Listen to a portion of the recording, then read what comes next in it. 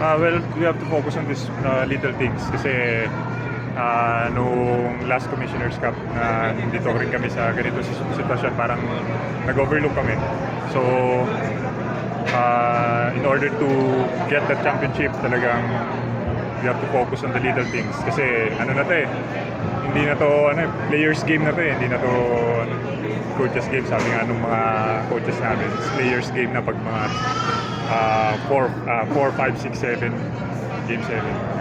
Troy, na-miss mo yung dapat na game winner sana ng regulation, pero binawi mo naman kaagad ng OT with that clutch basket. In-instill mo ba sa sarili mo na, okay, na-miss ko to, kailangan kong bumawi sa ako?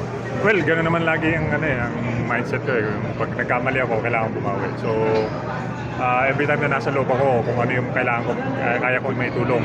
Rebounding man yan, depensa, gagawin ko. Inako mo, kumbaga. Oo, inako yun. Kasi ang dami ko rin lapses kanina eh, sa regulation.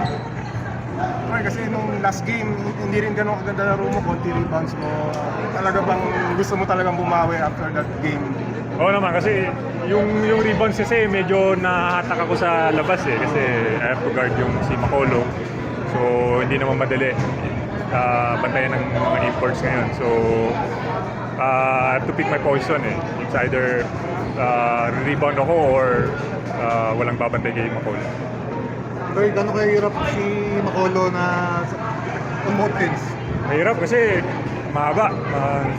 Talagang ano din, talented din. Talagang mismatch every time na may gawin siya, talagang automatic mismatch.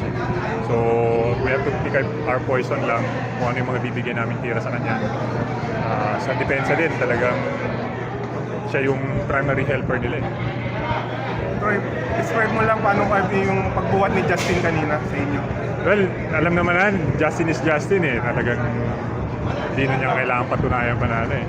So, pero yung the way he finished the game kanina, alam namin na pag siya yung nasa kanya yung bola, may tiwala kami. Troy, thank you.